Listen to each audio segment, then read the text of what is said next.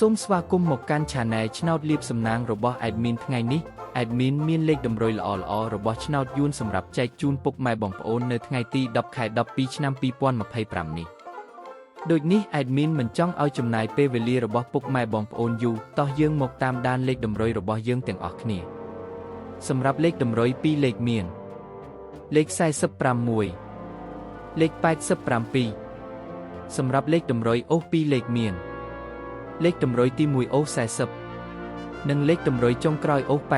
80សម្រាប់លេខតម្រុយ3លេខមាន537គុណនិង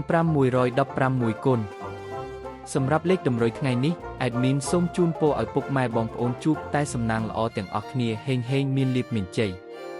ជាចុងក្រោយសូមកុំភ្លេចជួយចុច Subscribe និង Comment ហើយដាក់សញ្ញារូបកណ្ដឹងដើម្បីជួយផ្ដល់កម្លាំងចិត្តមកកាន់ Admin ជាពិសេសងាយស្រួលតាមដានវីដេអូថ្មីនិងលេខតម្រុយល្អៗជាប្រចាំថ្ងៃជាមួយ Admin សូមគោរពលាពុកម៉ែបងប្អូនពីខ្ញុំបាទ Admin ឆ្នោតលៀបសំណាងល្អទាំងអស់គ្នាសូមអរគុណ